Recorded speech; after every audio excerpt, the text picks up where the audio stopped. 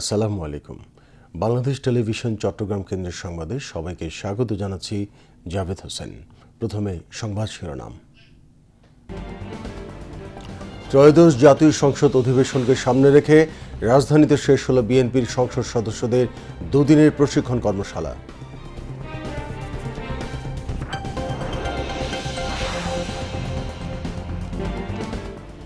সংসদীয় ব্যবস্থা অনুযায়ী রাষ্ট্রপতি প্রথম দিন সংসদে ভাষণ দেবেন। সংসদকে প্রাণবন্ত ও কার্যকর করতে অগ্রাধিকার ভিত্তিতে কাজ করা হবে বললেন তথ্য ও সম্প্রচার মন্ত্রী জহিরুদ্দিন স্বপন।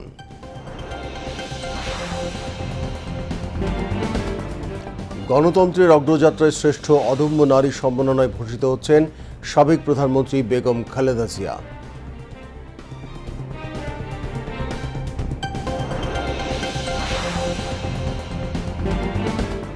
প্রধানমন্ত্রী তারেক রহমানের ২০তম কারাবন্দী দিবস আজ। সারা দেশে দোয়া ও মিলাদ মাহফিলের আয়োজন।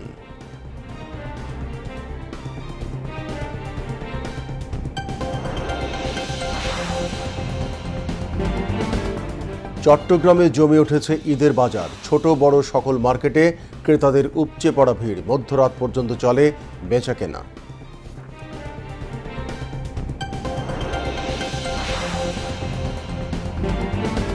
তেহরানে দফায় দফায় যুক্তরাষ্ট্র ইসরায়েলের যৌথ হামলা। পাল্টা জবাব দিচ্ছে ইরানও।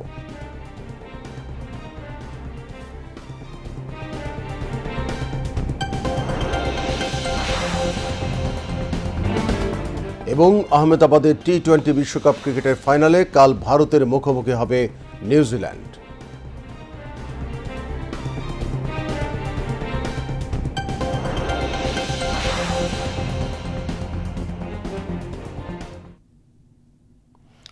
এতক্ষণ সংবাদ শিরোনাম শুনলেন, এবার বিস্তারিত। বিএনপির নির্বাচিত দলীয় সংসদ সদস্যদের সংসদীয় কার্যক্রম, বিল, বাজেট, স্থায়ী কমিটির কাজসহ বিভিন্ন বিষয়ে ধারণা দিতে শেষ হয়েছে 2 দিনের প্রশিক্ষণ কর্মশালা। সকালে রাজধানীর গুলশানে বিএনপি চেয়ারম্যানের কার্যালয়ে দ্বিতীয় দিনের কর্মশালার উদ্বোধন করেন বিএনপি মহাসচিব ও স্থানীয় সরকার মন্ত্রী মির্জা ফখরুল ইসলাম আলমগীর। সকালের সেশনে ঢাকা জেলা, ময়মনসিংহ ও ঢাকা বিভাগের এবং ফরিদপুর জেলার সংসদ সদস্যরা অংশ নেন।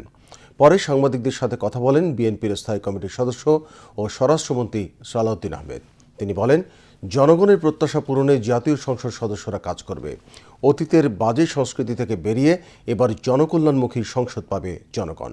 তিনি আরও বলেন, 2/3 নতুন সংসদ সদস্য নিয়ে জাতির প্রত্যাশা পূরণের চ্যালেঞ্জ দেখছে না বিএনপি।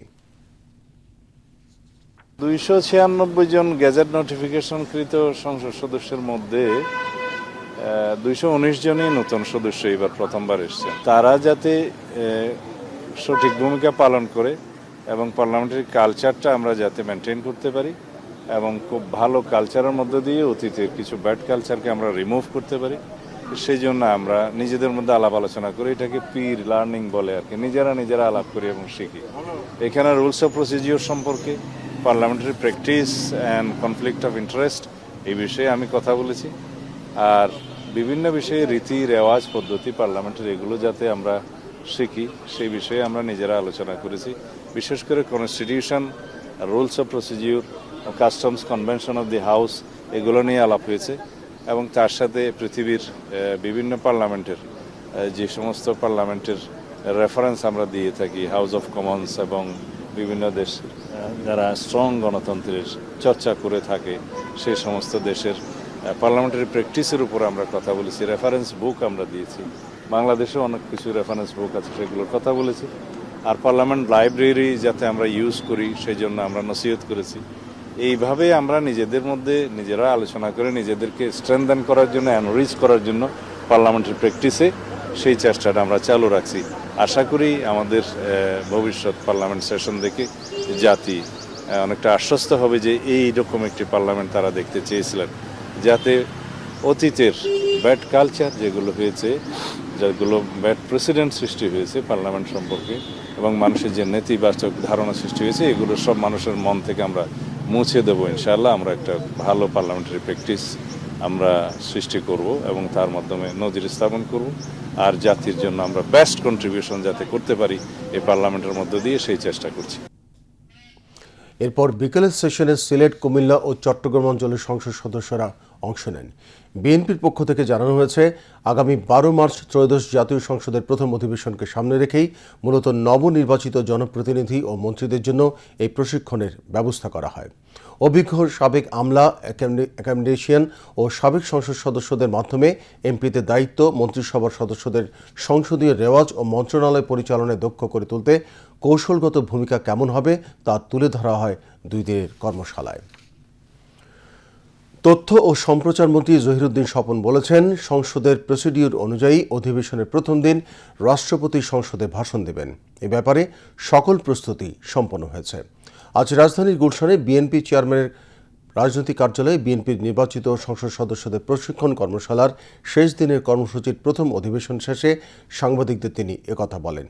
তথ্য ও সম্প্রচার মন্ত্রী বলেন, সংসদকে প্রাণবন্ত ও কার্যকর করতে অগ্রাধিকার ভিত্তিতে কাজ করা হবে। তিনি বলেন, নতুন সংসদ সদস্যদের মানসিক চাপ ও দক্ষ করে গড়ে তুলতে রুলসের মাধ্যমে কিভাবে কাজ করা যায় এ ব্যাপারে তাদেরকে প্রশিক্ষণ দেওয়া হচ্ছে।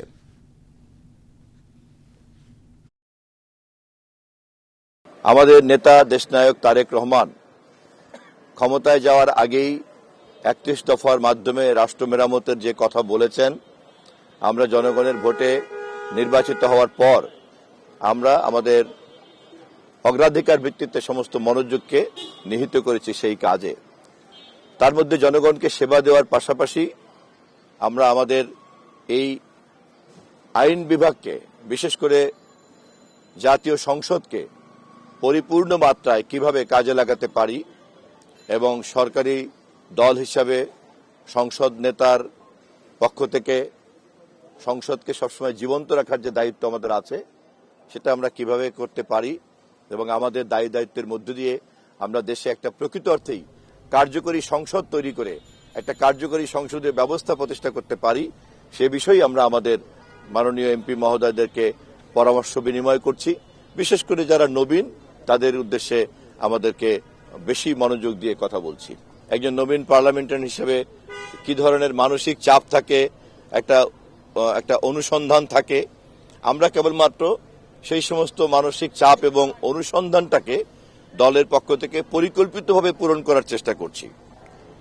জাতীয় পর্যায়ের একজন জনপ্রতিনিধি হিসাবে যখন তাকে দায়িত্ব পালন করতে হবে এবং তার সবটাই করতে হবে একটা রুলস অফ প্রসিডিউরের মাধ্যমে, স্পিকারকে অভিভাবক মেনে রুলস অফ প্রসিডিউরের মাধ্যমে কিভাবে পার্লামেন্টে একজন এমপি রোল প্লে করবেন, এই সমস্ত যে তার মধ্যে সুপ্ত প্রশ্ন, সেই প্রশ্নগুলির উত্তরকে আমরা সংগঠিত আকারে তাদেরকে দিচ্ছি।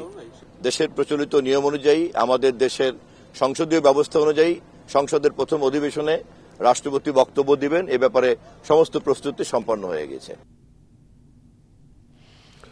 আন্তর্জাতিক নারী দিবস 2026 উদযাপন উপলক্ষে মহিলা ও শিশু বিষয়ক মন্ত্রণালয় অদম্য নারী পুরস্কার কার্যক্রমের আওতায় গণতন্ত্রের মানসকন্যা বেগম খালেদা জিয়াকে গণতন্ত্রের অগ্রযাত্রার শ্রেষ্ঠ অদম্য নারী সম্মাননায় ভূষিত করতে যাচ্ছে। আগামীকাল রাজধানীর ওসমানী স্মৃতি মিলনায়তনে আন্তর্জাতিক নারী দিবসের অনুষ্ঠানে বেগম খালেদা জিয়াকে এই সম্মাননা প্রদান করা হবে। আপোষহীন সংগ্রামের মাধ্যমে গণতন্ত্র পুনরুদ্ধারে অদম্য নেতৃত্ব প্রদান এবং গণতান্ত্রিক ধারা প্রতিষ্ঠায় বেগম খালেদা জিয়া অসামান্য অবদান রাখায় এ পুরস্কার প্রদান করা হচ্ছে।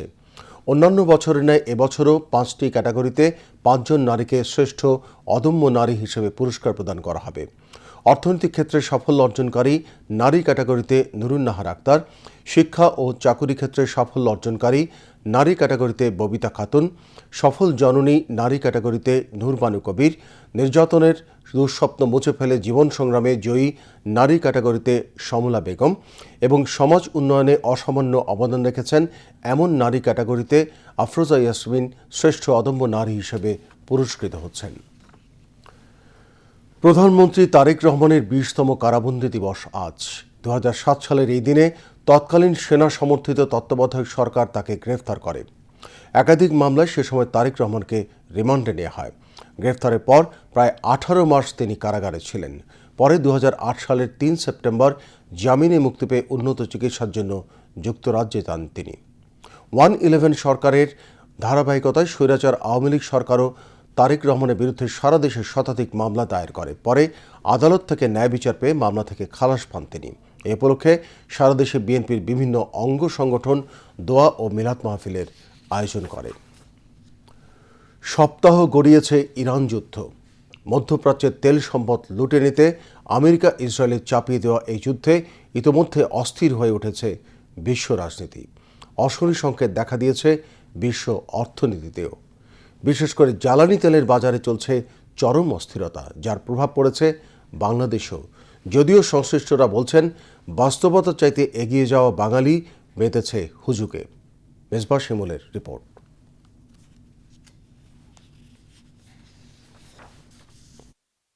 রাজধানীর তেলের পাম্পগুলো এখন যেন রীতিমতো যুদ্ধক্ষেত্র। কে কার আগে লাইনে দাঁড়িয়ে তেল নিতে পারবেন সেই টক্করই চলছে। মধ্যপ্রাচ্য যুদ্ধের প্রভাব পড়তে পারে এমন আশঙ্কায় তারা এমনটি করছেন বলে জানাচ্ছেন ভোক্তারা। মানুষ হয়তো আতঙ্কে করতেছে, পরিস্থিতির আতঙ্কে করতেছে। আমরা মনে করি যে স্বাভাবিক আছে ইনশাল্লাহ। আমরা এই যে ব্যারিকেড দিয়ে রাখছি, তারপর আমরা জায়গায় জায়গায় লোক দাঁড়া করে রাখছি, আমরা যতটুকু পারছি দিতে পারছি। যখন না পারি, আমাদের বোঝা যদি না থাকে তো আমরা কীভাবে দেবো তেলটা? আমরা খুব ইয়ার মধ্যে আছি, তেল দিতে পারতেছি না। কিন্তু পাবলিককে তো আমরা বুঝাইতে পারি না যে আমাদের যে তেলের যে ক্রাইসিস, আমাদের তো একটা লিমিটেশন আছে স্টকের, সেটা দিয়ে তো আমাদের কভার হচ্ছে না। পাবলিক তো যে যেমন চাচ্ছে। পাম্প সংশ্লিষ্টরা বলছেন, দেশে তেলের রিজার্ভ এখনও ঠিক থাকলেও সাধারণ মানুষের মধ্যে অস্থিরতা সৃষ্টি হচ্ছে। যে কোনো সংকটেই এই অবস্থা দেখা যায়। সম্ভবত একটা গুজব।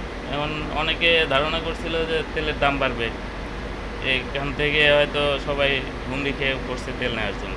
তবে ভুক্তভোগীরা বলছেন, উদ্ভূত পরিস্থিতিতে সরকারের পক্ষ থেকে তেলের পাম্প খোলা রাখা ও বিতরণের নিয়ম করা হলেও তা অনেক ক্ষেত্রেই মানা হচ্ছে না।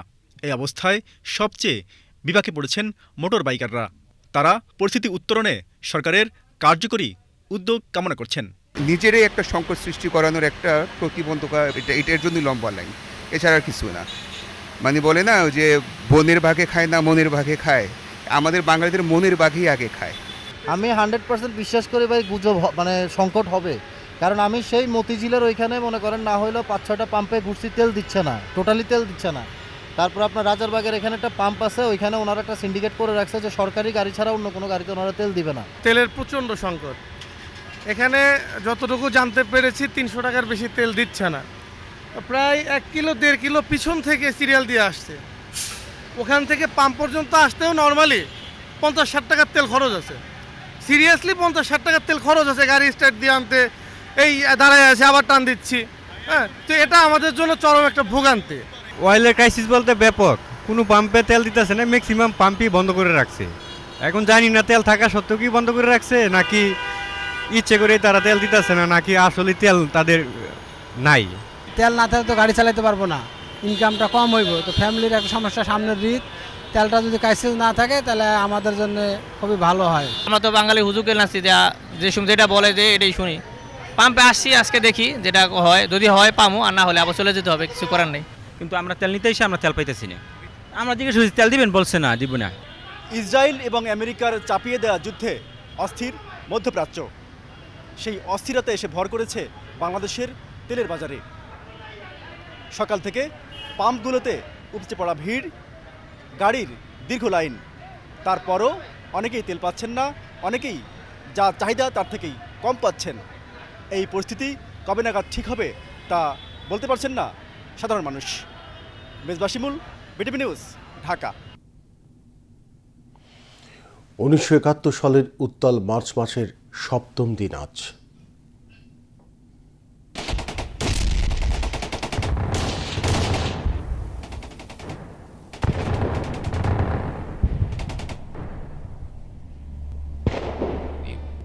I, Mr. Ziaur Rahman, do hereby declare independence of Bangladesh.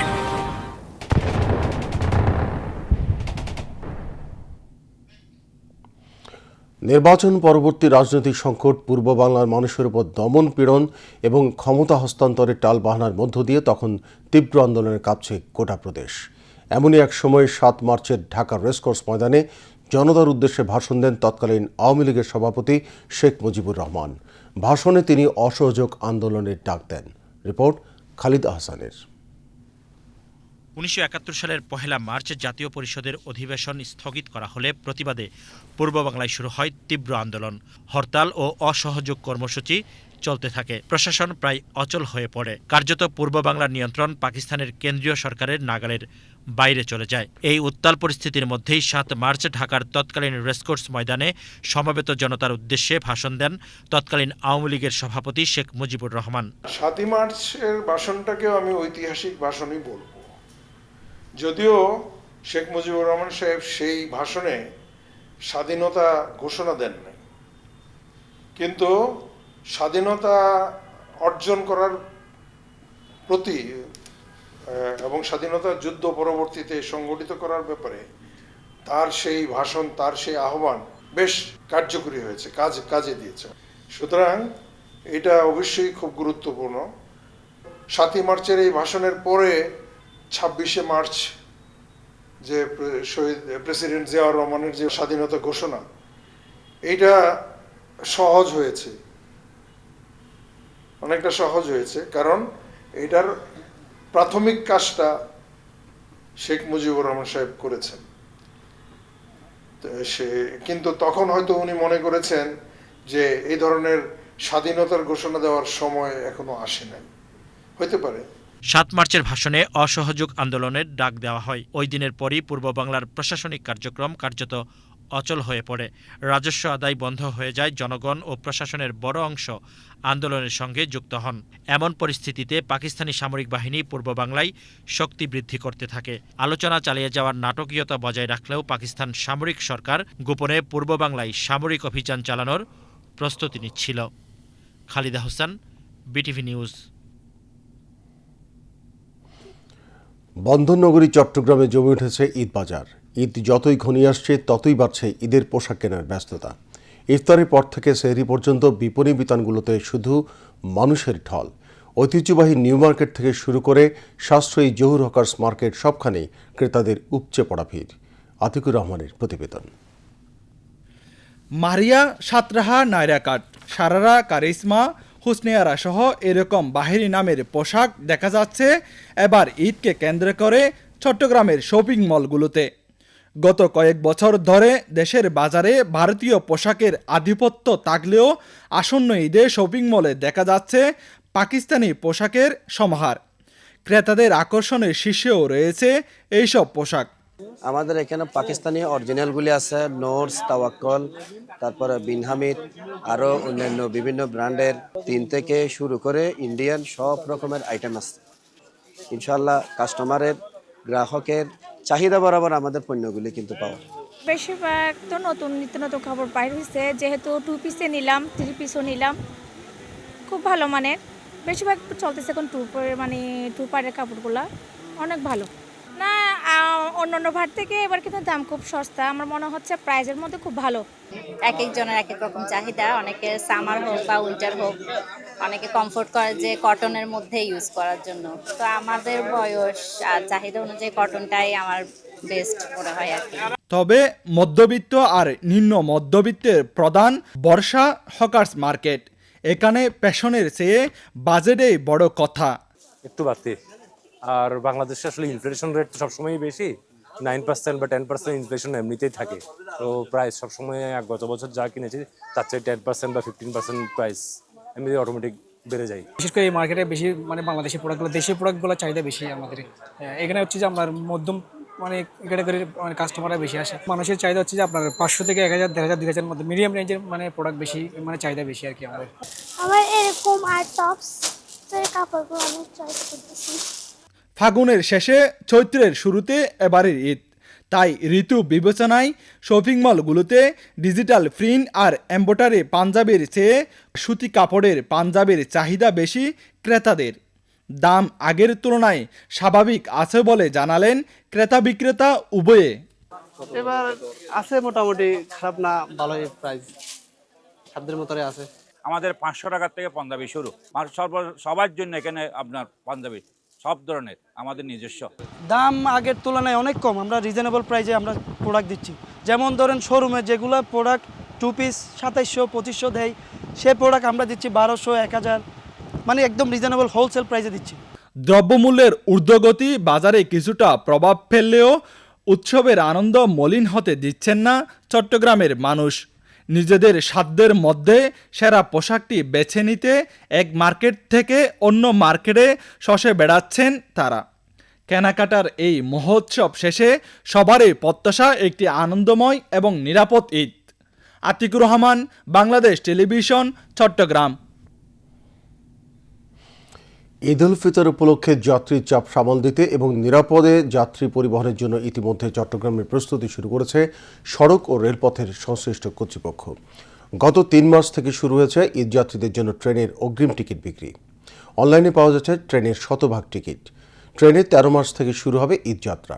Eid উপলক্ষে একটি স্পেশাল ট্রেনের পাশাপাশি নিয়মিত ট্রেনগুলোতে থাকবে অতিরিক্ত বগি। বিস্তারিত সুরেশ কুমার দাসের প্রতিবেদনে। পবিত্র ঈদ উল ফিতরের ঈদ বাঙালি মুসলমানের গুরুত্বপূর্ণ ধর্মীয় উৎসব। বাড়িতে স্বজন পরিজনদের সাথে নিয়ে ঈদের আনন্দ উপভোগ করার লক্ষ্যে সড়ক পরিবহন ও ট্রেনে যাত্রীর চাপ বাড়ে ঈদকে ঘিরে। এ সময় যাত্রীরা চান নিরাপদে নির্বিঘ্নে বাড়ি ফিরতে। আমি মনে করি প্রথমে হচ্ছে ইনফরমেশন, তথ্য সেবা, যেন কোন গাড়িটা কোন সময় ছাড়বে, তথ্য সেবাটা যেন আরও আরেকটু স্পেসিফিকলি নোট ডাউন করে যেন নোটিশ আকারে দিয়ে দেয়। তথ্য সেবা হচ্ছে সবচেয়ে ইম্পর্টেন্ট। একজন আরেকজন ওভারটেক করতে যায়, এই কারণে দুর্ঘটনাটা হয় বেশি। 5 মিনিট পরে গেলে কিন্তু দুর্ঘটনা হয় না। কার আগে কে যাইবো এটা চিন্তা ভাবনা বেশিরভাগই। দুর্ঘটনা তো আমাদের দেশে অহরহ হচ্ছে, যেগুলো আমাদের গাড়ি চালকদের অসচেতনতা আছে। বিভিন্ন ড্রাইভারদের প্রশিক্ষণ দেওয়া উচিত।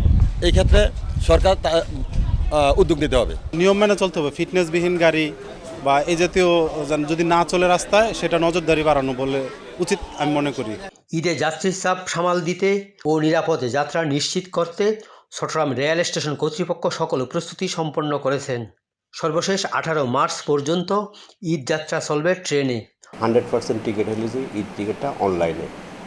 আর আরেকটা যেটা আছে, ঈদ যাত্রার ক্ষেত্রে একজন যাত্রী ঈদের পূর্বে একবার টিকিট কাটতে পারবেন, ঈদের পরে আরেকবার। ঈদ যাত্রার টিকিট আমাদের শুরু হচ্ছে 13 তারিখ থেকে ঈদের পূর্বদিন পর্যন্ত, আবার ঈদের পরের দিন থেকে 28 তারিখ পর্যন্ত। ঈদ যাত্রা শুরু হয় আমাদের 13 তারিখ থেকে। টিকিট বিক্রি শুরু হচ্ছে 3 তারিখ থেকে। ফেরত টিকিট বিক্রি হবে 13 তারিখ থেকে। 13 তারিখে বিক্রি হবে 23 তারিখে, এভাবে 14 তারিখ বিক্রি হবে, 25 তারিখে এভাবে বিক্রি হবে। যেসব ট্রেনেতে আমাদের চাহিদা আছে ওইসব ট্রেনে কিছু অতিরিক্ত বগি সংযোজনের ব্যবস্থা করছি। তারপরে প্রতি বছরে আমরা একটা বিশেষ স্পেশাল ট্রেনে পরিচালনা করতেছি। সড়ক পথে চট্টগ্রাম থেকে আন্তঃজেলা ও আন্তঃনগর বাস যাত্রীদের নিরাপদ ও নির্বিঘ্ন যাত্রা নিশ্চিত করতে সংশ্লিষ্টরা ইতিমধ্যে প্রস্তুতি শুরু করেছেন। তবে চট্টগ্রাম থেকে দূরপাল্লার যাত্রীদের স্টেশনগুলোতে শেষ মুহূর্তে ভিড় থাকে সবচেয়ে বেশি। আমাদের দেখতেছেন আমাদের কাউন্টারে সবকিছু প্রস্তুতি এখন থেকে আমরা শুরু করছি। তো ইনশাল্লাহ আমাদের যে প্রস্তুতি, যে লক্ষ্য, সে অনুসারে আমরা ইনশাল্লাহ এগিয়ে যাব। অন্যান্য বছরের চাইতে আমরা আশা রাখতেছি অন্যান্য বছরের চাইতে যাত্রী বেশি হবে। নিরাপত্তার জন্য পাশাপাশি আমাদের পুলিশ প্রশাসনের সহায়তা সবসময় থাকে। দ্বিতীয় নম্বর হচ্ছে ভাড়ার বিষয়টা, যেটা আমরা আসলে ওই আমাদের যে মালিক সমিতির নির্ধারিত যেটা, সেটার উপরে আমরা রাখি। এর বাইরে কোনো অতিরিক্ত ভাড়া আমরা নেওয়া হয় না। আমাদের 16 মার্চ থেকে চাঁদপুরে ঈদের একটি স্পেশাল ট্রেন যাওয়া আসা করবে। সড়ক পথেও প্রত্যেক বছরের মতো ঈদের ঘরমুখী যাত্রীদের জন্য যাত্রা নিরাপদ করার ব্যবস্থা নেওয়া হচ্ছে। তবে চাঁদ দেখা সাপেক্ষে শেষ সময়ের যাত্রীদের নিজ নিজ প্রস্তুতির উপর জোর দিতে হবে। সুরেশ কুমার দাস, বাংলাদেশ টেলিভিশন, চট্টগ্রাম। এবার আন্তর্জাতিক সংবাদ।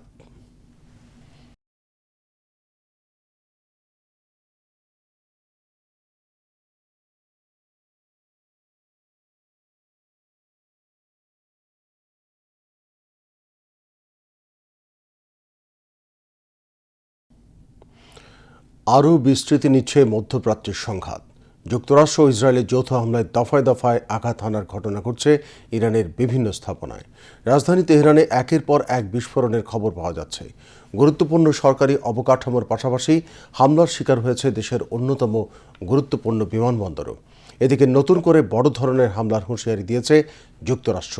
ওয়াশিংটনের দাবি, খুব শিগগিরই ইরানের ক্ষেপণাস্ত্র অবকাঠামো লক্ষ্য করে বড় ধরনের বোমাবর্ষণ অভিযান চালানো হতে পারে। বিস্তারিত জাকিয়া জামান আনিকার ডেস্ক রিপোর্টে। প্রতি মুহূর্তেই বাড়ছে ইরানের উপর হামলার তীব্রতা। যুক্তরাষ্ট্র ও ইসরায়েলের যৌথ অভিযানে রাজধানী তেহরান সহ বিভিন্ন স্থানে দফায় দফায় বিমান ও ক্ষেপণাস্ত্র হামলা চালাচ্ছে ইসরায়েল। এরই মধ্যে ভয়াবহ হামলার শিকার হয়েছে তেহরানের অন্যতম গুরুত্বপূর্ণ বিমানবন্দর মেহরাব ইন্টারন্যাশনাল এয়ারপোর্ট। সামাজিক যোগাযোগ মাধ্যমে ছড়িয়ে পড়া ভিডিও ফুটেজে বিমানবন্দরের ভেতরে জ্বলতে থাকা উড়োজাহাজ এবং আকাশ জুড়ে ধোঁয়ার কুণ্ডলী দেখা গেছে। মেহরাবাদ মূলত ইরানের অন্যতম ব্যস্ত অভ্যন্তরীণ বিমানবন্দর। তেহরানের গুরুত্বপূর্ণ বাণিজ্যিক ফ্লাইটের একটি বড় অংশ এখান থেকেই পরিচালিত হয়। ফলে এই বিমানবন্দরে হামলার ঘটনাকে কৌশলগতভাবেই গুরুত্বপূর্ণ বলে মনে করছেন বিশ্লেষকরা। এর আগেও গত ৪ মার্চ একই বিমানবন্দরে হামলার দাবি করেছিল ইসরায়েল। সেই সময় তাদের পক্ষ থেকে বলা হয়েছিল বিমানবন্দরে এমন কিছু প্রতিরক্ষা ও শনাক্তকরণ ব্যবস্থা আছে যা ধ্বংস করাই ছিল অভিযানের মূল লক্ষ্য। এরই মধ্যে নতুন করে বড় ধরনের হামলার হুঁশিয়ারি দিয়েছে ওয়াশিংটন। যুক্তরাষ্ট্রের অর্থমন্ত্রী স্কট বেসেন্ট বলেছেন, আজ রাতের মধ্যে ইরানের উপর এ যাবৎকালের বৃহত্তম বোমা বর্ষণ অভিযান পরিচালিত হতে পারে। তার ভাষায়, এই অভিযানে ইরানের ক্ষেপণাস্ত্র উৎক্ষেপণ কেন্দ্র এবং ক্ষেপণাস্ত্র তৈরির কারখানাগুলো সবচেয়ে বেশি ক্ষতিগ্রস্ত হবে এবং সেগুলোকে উল্লেখযোগ্যভাবে অকার্যকর করে দেয়া হবে। অন্যদিকে নতুন করে উত্তেজনা তৈরি হয়েছে গোয়েন্দা তথ্য নিয়ে। বিভিন্ন প্রতিবেদনে বলা হচ্ছে, মধ্যপ্রাচ্যে অবস্থানরত মার্কিন যুদ্ধ জাহাজ, বিমান এবং রাডার ব্যবস্থার তথ্য ইরানকে সরবরাহ করছে রাশিয়া। এই খবরে প্রতিক্রিয়া জানিয়েছেন মার্কিন প্রতিরক্ষামন্ত্রী পিট হেগসেথ। তিনি বলেছেন, যুক্তরাষ্ট্র সব ধরনের গতিবিধি নজরদারিতে রাখছে এবং সেই তথ্য মাথায় রেখেই সামরিক পরিকল্পনা সাজানো হচ্ছে। ক্রমেই বিস্তৃত হতে থাকা এই সংঘাত মধ্যপ্রাচ্যের নিরাপত্তা পরিস্থিতিকে আরও অনিশ্চিত করে তুলছে বলে মনে করছেন আন্তর্জাতিক বিশ্লেষকরা। জাকিয়া জামান আনিকা, বিটিভি নিউজ। ইরানে চলমান সংঘাতের প্রভাবে বিশ্ববাজারে তেলের দাম ব্যারেল প্রতি $90 ছাড়িয়ে গেছে। 6 বছর আগে করোনা মহামারীর পর এক সপ্তাহে তেলের দামের এত ঊর্ধ্বগতি আর দেখা যায়নি। তেলের এই মূল্যবৃদ্ধি বিশ্বজুড়ে নতুন করে মূল্যস্ফীতির ঝুঁকি তৈরি করেছে। তেল মজুত রাখার পর্যাপ্ত স্টোরেজ না থাকায় কুয়েতে কিছু খনি থেকে উৎপাদন কমানোর খবর আসে। এরপর ব্রেন্ট ক্রুড তেলের দাম শুক্রবার এক পর্যায়ে $91.89 পৌঁছায়। 2024 সালের এপ্রিলের পর এটি তেলের সর্বোচ্চ দাম। যুদ্ধ শুরুর আগে দাম ছিল প্রায় $72.50। গত 28 ফেব্রুয়ারি ইরানের ওপর যুক্তরাষ্ট্র ও ইসরায়েলের হামলার পর থেকে আন্তর্জাতিক বাজারে তেলের দাম 25% বেশি বেড়েছে। 2020 সালের 3 এপ্রিলের পর এক সপ্তাহে তেলের দাম এবারই সবচেয়ে বেশি বাড়ল। বিশ্বজুড়ে তেল, গ্যাস ও জ্বালানি বাণিজ্যের তথ্য বিশ্লেষণকারী প্রতিষ্ঠান কেপলারের বিশেষজ্ঞদের মতে, সৌদি আরব ও সংযুক্ত আরব আমিরাতের তেল মজুত রাখার ক্ষমতা আগামী 20 দিনের মধ্যে শেষ হয়ে যেতে পারে। এমনটা হলে দেশগুলো উৎপাদন পুরোপুরি বন্ধ করে দিতে বাধ্য হতে পারে। তেল উৎপাদনকারীদের জন্য এটি হবে শেষ পথ, কারণ বন্ধ হওয়া খনি থেকে পুনরায় উৎপাদন শুরু করা অত্যন্ত ব্যয়বহুল এবং এতে কয়েক সপ্তাহ সময় লাগতে পারে। এ কারণে বাজারে অস্থিরতা আরও বাড়তে পারে। খুব শিগগির কিউবার পতন হবে বলে মন্তব্য করেছেন যুক্তরাষ্ট্রের প্রেসিডেন্ট ডোনাল্ড ট্রাম্প। গতকাল সিএনএনকে দেওয়া এক সাক্ষাৎকারে ট্রাম্প এ মন্তব্য করেন। সিএনএনের উপস্থাপক ডানা ব্যাশকে টেলিফোনের সাক্ষাৎকারটি দিয়েছেন ট্রাম্প। এ সময় তিনি নিজের দ্বিতীয় মেয়াদে যুক্তরাষ্ট্রের সামরিক সাফল্যের কথা তুলে ধরেন। এক পর্যায়ে ট্রাম্প কিউবার প্রসঙ্গ টেনে এনে বলেন, খুব শিগগির কিউবার পতন ঘটবে। ট্রাম্প বলেন, তারা একটি চুক্তি করতে চায়, তাই আমি মার্কোকে সেখানকার দায়িত্ব দেব, তারপর দেখব কি হয়। তবে এই মুহূর্তে ইরানই তাঁদের অগ্রাধিকারের জায়গা বলে উল্লেখ করেন ট্রাম্প। এর একদিন আগে হোয়াইট হাউসে ট্রাম্প বলেন, কিউবার বংশোদ্ভূত মার্কিন নাগরিকদের তাঁদের জন্মভূমি কিউবাতে ফিরে যাওয়াটা এখন শুধু সময়ের ব্যাপার। এর মধ্য দিয়ে তিনি ইঙ্গিত করেন, ইরানের সঙ্গে চলমান যুদ্ধের পর ট্রাম্প প্রশাসনের পরবর্তী এজেন্ডা হতে পারে কিউবা। নেপালের পার্লামেন্ট নির্বাচনে বড় ব্যবধানে এগিয়ে রয়েছে দেশটিতে সাম্প্রতিক গণ অভ্যুত্থানে নেতৃত্ব দেওয়া রাষ্ট্রীয় স্বতন্ত্র পার্টি আরএসপি। প্রকাশিত প্রাথমিক ফলাফল অনুযায়ী দলটি প্রায় 100টির বেশি আসনে এগিয়ে রয়েছে এবং ইতিমধ্যে একটি আসনে জয় নিশ্চিত করেছে। নির্বাচন কমিশনের প্রাথমিক তথ্য অনুযায়ী নেপালি কংগ্রেস একটি আসনে জয় পেয়েছে এবং প্রায় 10টি আসনে এগিয়ে আছে। এছাড়া সিপিএন ইউএমএল 12টি আসনে এবং নেপালি কমিউনিস্ট পার্টি প্রায় 10টি আসনে এগিয়ে রয়েছে। নেপালে পার্লামেন্টের নিম্নকক্ষ হাউস অফ রিপ্রেজেন্টেটিভসের নির্বাচনে বৃহস্পতিবার ভোট গ্রহণ অনুষ্ঠিত হয়। 275 সদস্যের এই সংসদের মধ্যে 165 জন সরাসরি ভোটে এবং 110 জন সংখ্যানুপাতিক প্রতিনিধিত্ব পদ্ধতিতে নির্বাচিত হবেন। এবার খেলার খবর।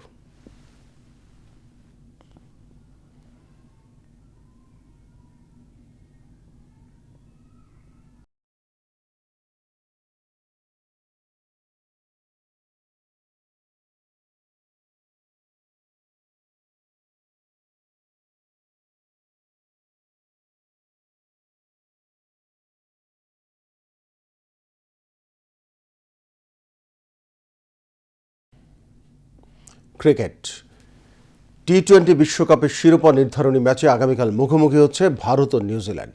আহমেদাবাদের নরেন্দ্র মোদী স্টেডিয়ামে ভারতের লক্ষ্য শিরোপা অক্ষুণ্ণ রাখা, আর প্রথমবারের মতো টি-20 বিশ্বকাপ জয়ের স্বপ্ন দেখছে নিউজিল্যান্ড। বিশ্বের সবচেয়ে বড় ক্রিকেট স্টেডিয়াম নরেন্দ্র মোদী স্টেডিয়ামের গ্যালারিতে 1 লাখের বেশি দর্শকের উপস্থিতি প্রত্যাশা করা হচ্ছে। ফাইনাল ম্যাচ শুরু হবে বাংলাদেশ সময় সন্ধ্যা 7:30টায়। এদিকে দলীয় সাফল্যের স্বীকৃতির পাশাপাশি ব্যক্তিগত সাফল্যের স্বীকৃতিও দেবে আইসিসি। সেরা ক্রিকেটার হওয়ার দৌড়ে 6 দেশের 8 ক্রিকেটার রয়েছেন আইসিসির তালিকায়। টি-20 বিশ্বকাপের ম্যান অব দি টুর্নামেন্টের প্রাথমিক তালিকা তৈরি করেছেন আইসিসির নির্বাচকরা। সার্বিক পারফরমেন্সের ভিত্তিতে বিশ্বকাপের সেরা ক্রিকেটারকে বেছে নেবেন নির্বাচকেরা। নির্বাচিত ক্রিকেটাররা হলেন ইংল্যান্ডের উইল জ্যাক্স, পাকিস্তানের শাহিবজাদা ফারহান, দক্ষিণ আফ্রিকার অধিনায়ক এইডেন মার্ক্রাম ও লুঙ্গি এনগেডি, নিউজিল্যান্ডের রাচিন রবীন্দ্র ও টিম সেইফার্ট, যুক্তরাষ্ট্রের শ্যাডলে ফন শকউইক ও ভারতের সঞ্জু স্যামসন। এবার আবহাওয়ার খবর।